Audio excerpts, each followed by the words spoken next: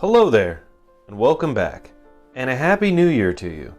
So this year, you've decided to either get into cooking, or perhaps become a better cook. Then you've clicked on the right video. There is one ingredient that I believe is the best for doing either of those things. And I present to you the humble egg. Now hear me out real quick. Not only is it very affordable, but it's also very versatile. I mean, there are entire books dedicated to just how to cook eggs, and that should tell you something. Over 100 ways, if you can believe it, all with their own techniques and skill levels and styles and flavors. From absolute beginner to professional chef, I promise you there is an egg out there for you. And if you don't believe me, go and cook the hardest egg you know how to cook right now, perfectly the first time. Kinda makes you think, doesn't it? It's something I like to do from time to time to kind of get a reset on my cooking and get back to the basics. So let me show you a few eggs that I end up making the most throughout the week, just to get you on your way. And a diligent mind should be able to kind of figure out the rest from there. This is just going to help you get started. So, without further ado, let's get into the prep.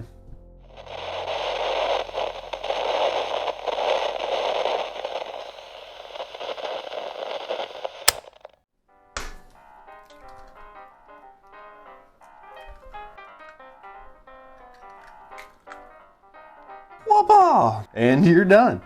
So it's literally that easy. So we'll go on over to the oven for the cook.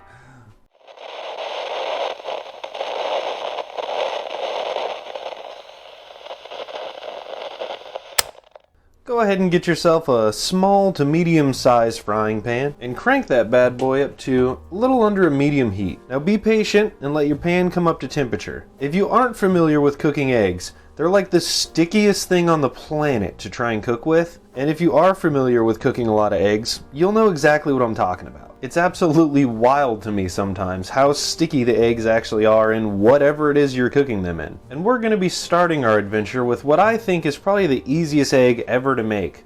A delicious fried egg. Go ahead and drop in about a half a tablespoon of butter. Let that get nice and melty.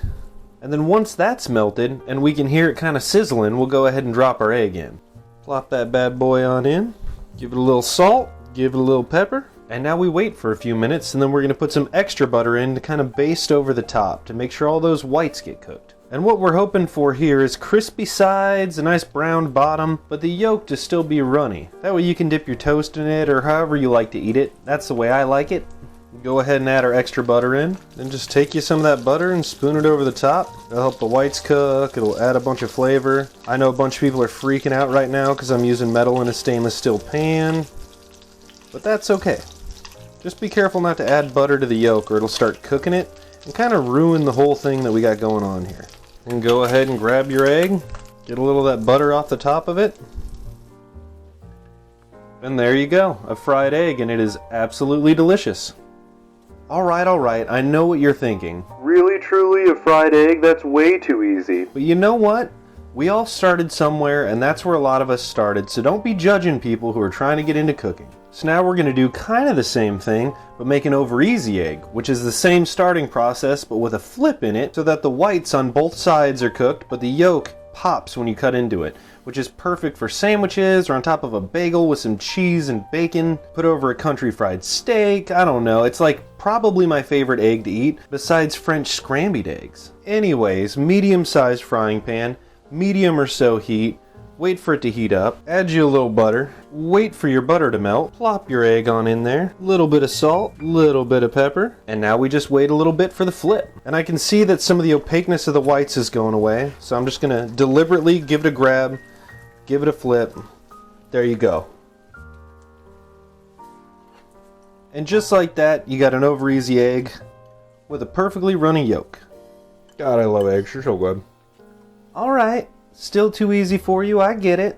How about some French scrambled eggs? They're not super difficult, but they're definitely not easy. Same as before, small or medium-sized frying pan. About a medium heat for this one, maybe a little lower. Bring that bad boy up to temperature. And this time, instead of letting the pan get too hot, add your butter. Maybe don't use your fingers to melt it, but you know, whatever. That's what I'm gonna do. Just be real careful. And for this egg, you can't forget to grab your old friend, Spatchy Boy, because we're gonna need his assistance in moving these eggs around. As soon as your butter's melted, go ahead and add some egg, which you've beaten in some kind of receptacle with a fork or a whisk or something. And then we're going to drop a smaller piece of butter on top. And the goal here is to just keep the eggs moving, pull it off the heat, put it back down on the heat, pull it off the heat, put it back down on the heat. And that little stick of butter we added is going to help temper the eggs so that they don't cook quite like the other ones. And they stay nice and silky and creamy and just absolutely delicious. Just on and off, on and off. Just set it down, let it get a little warm, pull it off. Set it down, get a little warm, pull it off. And I don't know if the camera's going to do this justice, but they're greasy and silky, not fluffy but creamy, which I absolutely love. And just to trigger anybody that loves French scrambled eggs, I put pepper on it. Deal with it. And would you believe it?